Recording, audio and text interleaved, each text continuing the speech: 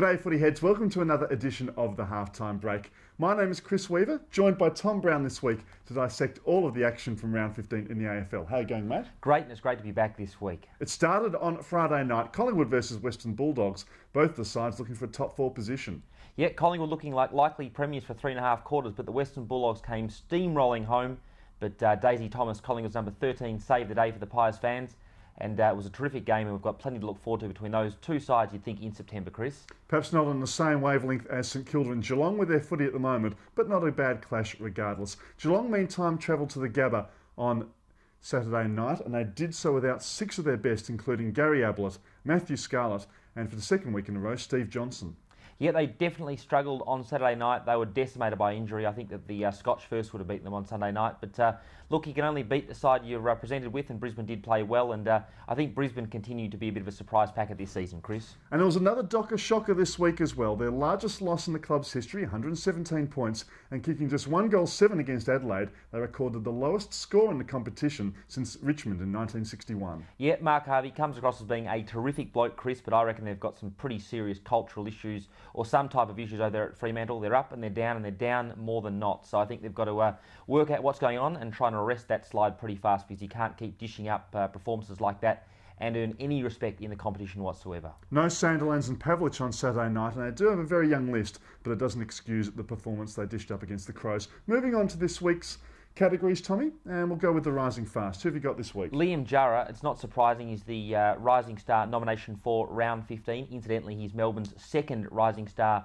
nomination in consecutive weeks. He's playing terrific football. I think he scored a goal in each of the 5 games he's played this year, so he's quite consistent in that regard. He kicked 4 goals on the weekend, and for those that follow the Casey Scorpions, they won't be surprised, because he's been playing really good football for them all year, including a really good performance in a notable win against the Northern Bull Ants about 5 weeks ago at Visy Park. So he's playing great football. He's the one that got away for the Pies, though. They couldn't snatch him at the end of last year. For mine, I'm going to go with Andy Otten of the Adelaide Crows. Another 27 disposal performance on Saturday night. We haven't spoken to him about him much this season. Haven't seen his name much outside of the Adelaide press. But his rebounding off halfback means he's one of the best first-year players in the competition. What about the sinking ship? I don't like to pick on a guy that's had a terrible run with injury and obviously life-threatening injuries, but Tom Lonergan, he's not a suitable inclusion at this stage for the Geelong side. He's very inconsistent. He's averaging, I think, 9 disposals per game this year. I don't think he's up to it, unfortunately. He's played 26 games more of AFL football than I have, so full credit to him. But I think his career is really at the crossroads at age 25, Chris. Has played a lot of his footy up forward, starting to play some of it down back at present. I reckon he's a good player. Wouldn't be writing him off at this stage. For mine, it's the Sydney Swans. 6-9 after round 15. They've had 5 of their best players retire in the last year. Another couple to come, you'd suggest, next 12 months or so. There aren't going to be many draft picks ahead of them. It looks like lean times for them. Yeah, look, that's obviously a possibility, but you know, it's a harsh call, I reckon, Chris. We'll see. We'll see, but we'll see what happens as much in 2010 as 2009. And the fat, which issue is going to dominate?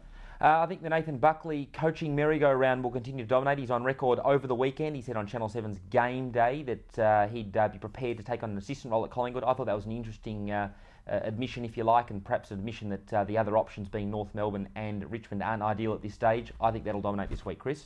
We can talk about it till we're blue in the face, but for mine, it's the issue of tanking and draft picks. Melbourne won their second in a row on the weekend. They will not want to win more than 4, and I can't see them winning more than 1 game for the rest of the season, probably against Fremantle in round 20. And finally this week, mate, your match of the round. Certainly looking forward to Collingwood versus Hawthorn on Saturday night.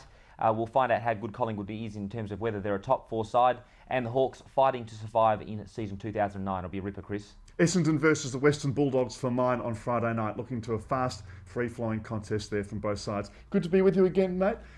Any comments, footy heads? Leave them in the box below. We hope to get back to them next week. See you later, footy heads. Thanks, footy heads.